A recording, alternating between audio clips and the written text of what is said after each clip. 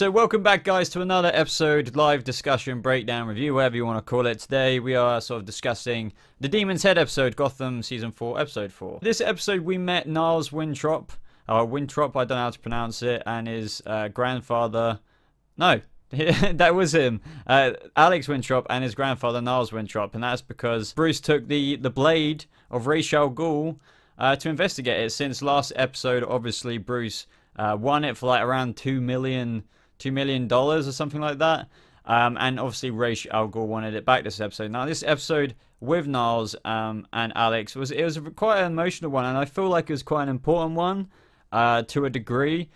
Because I feel like what happened, I'm going to kind of jump right to it with Alex at the end, on top of his grandfather, was, you know, really is probably going to shape Bruce's darker side initially. He's going to realize that, you know, some of the decisions that he has to make as, you know, even though he's not Batman yet, but as this new persona of his, or the life that he's going to lead at least, is, you know, going to be very difficult, and it's going to shape him. Stuff like this is really going to shape him to be, you know, the person he will one day be, which is obviously Batman. I mean, I thought that was it with Niles Winthrop at the beginning with Ra's al Ghul.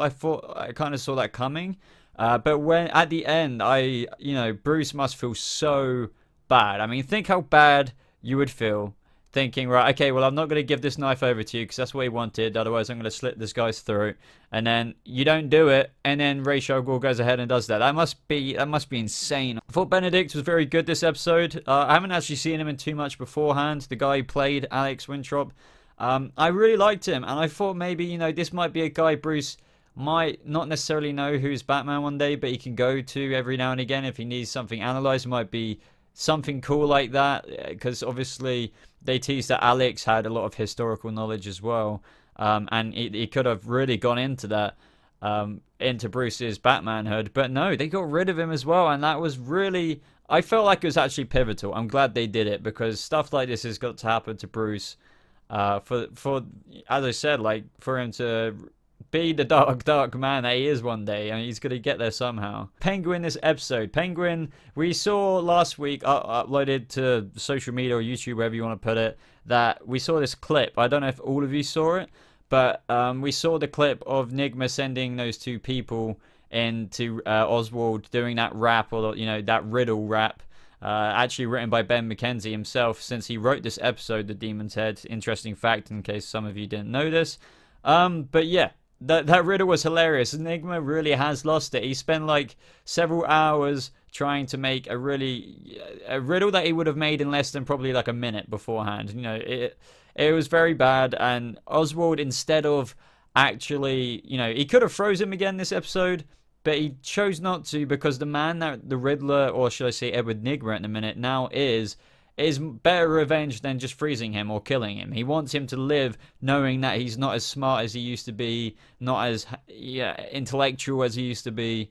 So I find that fascinating. I'm kind of glad they did that. I thought that was well written. Like, it would have been pretty crap if Oswald was just like, yep, I'm going to freeze you again, or I'm going to do this to you. And this way, it kind of cleared up my worries about. Don't get me wrong, obviously Nigma will be coming back to becoming the Riddler again. What I was worried about is that it would be Oswald versus Nigma, back and forth. They're going to do what they did last season again. But no, like, for now, Oswald doesn't even care about Nigma, because he doesn't need to. He's not a threat. So that's good. I'm glad they're going to lay off that for a little while at least. But at least by the time they get back to it, or Nigma gets his intelligence back, then fair enough. Like, it's been a little while. Why not have Oswald go against Nigma? Sophia Falcone.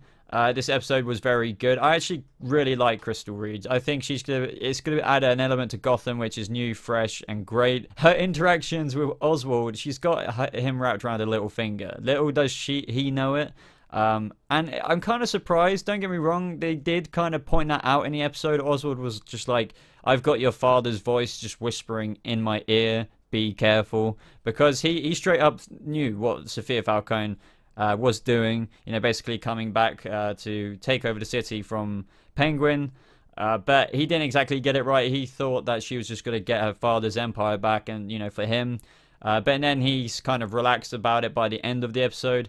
But no, yeah, I think her interactions with him was good. She's very smart. She kind of reminds me a bit of what, like, Barbara was like the past couple of seasons, believe it or not, because they're kind of similar in the sense of their ambitions. What Barbara was like, she wanted to take over the city, but now Sophia wants to do that, but in a way that, you know, she's acting, even though she's acting on the show, but acting to Oswald. Ra's al Ghul we learned a bit more about him because he discussed with Jimmy. Actually, we knew this way back when I was doing the promo photos breakdown, that Jim was going to meet Ra's al Ghul, and this episode we learned a bit more of his backstory. Said he was like the leader of this mighty kingdom, but then one day he just decided to walk away from it all, and he will only like basically return to that kingdom and restore it to its proper kingdomness with, you know, only with the blade, and that's why Ra's al Ghul wants it back. It was an okay backstory. They haven't teased so much. I don't know how much more we're really going to get. I do appreciate that they're putting effort in to give us, you know, some lore behind the 2,000 years that Ra's al Ghul is, you know, existed.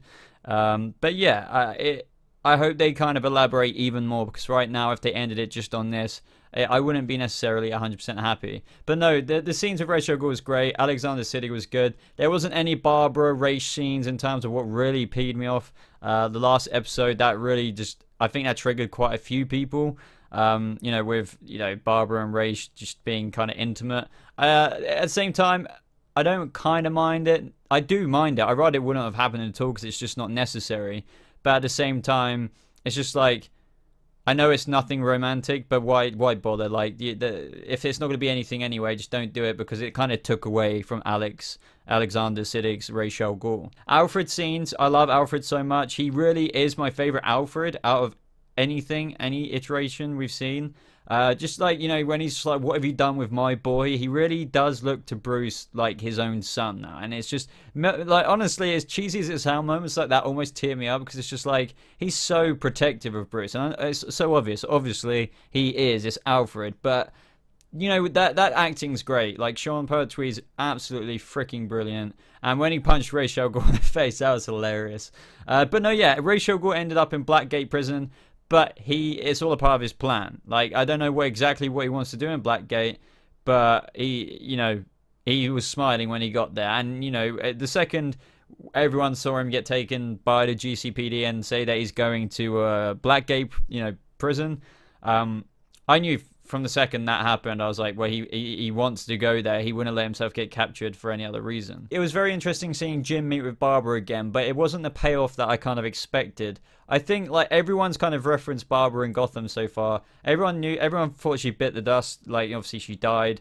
And then, you know, they just assumed she didn't because she's still around. And I think Jim kind of had the same vibe. Obviously, everyone heard that she went missing, and now I like how he said, obviously, you landed on your feet.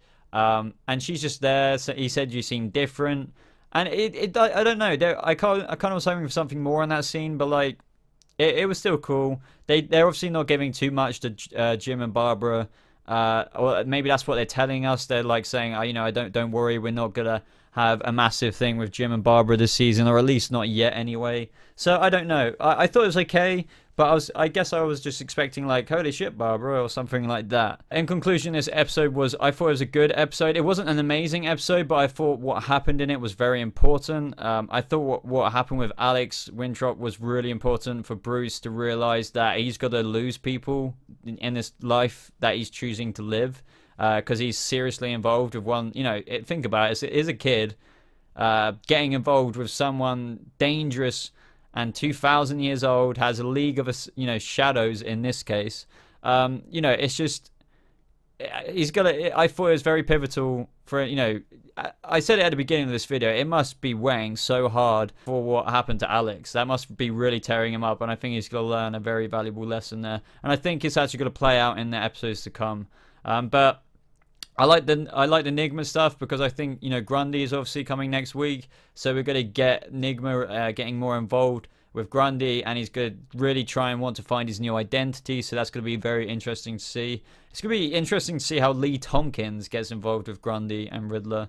Oswald, it's going to be interesting to see Oswald and Sophia Falcone battle it out unbeknownst to Oswald at the minute. because he thinks Oswald now thinks he's got complete control over Sophia Falcone, but little does he know Sophia Falcone has complete control over the Penguin. What do you think Sophia Falcone is planning? So Sophia Falcone, what is she planning? I think, well, no, yeah, she wants to completely get Oswald to think that she's somebody not capable of basically doing anything. And I don't think even though we know her true intentions, I don't think we've even seen her true, like, you know, what she's capable of. And I think we will very soon. I think it's going to be very dark. I think Jim's going to do some very dark things alongside with her. You know, the executive producers have already said that, I've said this before in the last live stream, that Jim's going to cross some very ethical lines with Sophia Falcone this season. So it's going to be interesting to see what exactly she influences him to do and just how far he's willing to go to get the city back from Penguin. But no, yeah, Sophia Falcone was great. Another episode of her. I'm just glad to see her even more. And, you know, I don't think she's going to be in... I don't know. I really could be wrong on this, but I can't imagine her being in the whole season. But I'm just going to enjoy, obviously, what we get to see of her. Yeah, you could argue behind the scenes, Jalen, that, you know, behind the scenes, Selena and Tabitha are just getting along, you know, and maybe in between scenes, Barbara's somehow involved or whatever. You can always think of comic book logic when stuff isn't included in the episode that you want to see. For example, right now, people I see in the comment section are asking about Ivy. A lot of people are thinking, you know, what's happened to her after she took so many of those DNA altering potions, you could argue. So I think right now, I think somebody's already said she's not going to be green this season. She's not going to be Poison Ivy, but they have confirmed, guys. So all of you who are, you know, eager to find out about Poison Ivy, she will be getting some of her basically meta-human powers this season. And that's just as I theorized, you know, ever since she took those potions, I knew exactly that's where they were heading, you know, with that development. They wanted her to be... I think that's just what she needed. Don't get me wrong, it's great. Her aging her up into more of like an older, attractive woman. You know, Poison Ivy is very much so seducing. But she was missing something because, you know, some people were even getting annoyed with her, I wouldn't say stupidity, but just she's just not... She's like a... What, like a 20-something-year-old in... No, she's like a 14, 15-year-old in like a 20-something-year-old's body. So you can, you know, she's not exactly 100%, I don't know. We might not see her for no, I think we won't see her for a little while. But we will. But when she comes back, she'll be back with some powers. And I think it's going to be not necessarily seducing powers or anything like that. It could be, but I think it's going to be like any plants or anything like that. She'll have the ability to bend it to her will. I don't know. Is Barbara also immortal? No, I think, like, the Lazarus Pit, traditionally, it will extend your life, especially if you keep bathing in it. But, like, it will just... I think if you just got put in it, like Barbara did, it will just bring you back to life. It doesn't... Just like Alfred, it doesn't mean Alfred's immortal. You have to continuously bathe in the Lazarus Pit to be immortal. Well, to a degree, you know. But no, Barbara isn't immortal. Where is Harvey Bullock? He's just, they said he's like, you know, on a sabbatical like for a couple of days, but I don't know if this is when his daughter went missing in real life and then they kind of filmed. I don't know. I feel like they obviously brought that detective in anyway, but I feel like, honestly, this is speculation. I don't know if this is when, I don't know if it interrupted his filming. I have no idea, but I thought maybe the reason why he wouldn't be in it is because of, you know, his personal life or something like that, but who knows. Do you think this is going to be the last season? I mean, it could be. It could be. I mean, it's just like with any show. If it doesn't go great, then it could be the last season, especially with Gotham last season taking so long to get renewed. But no, hopefully not. As I said this in a stream yesterday, on a Boba Chill stream.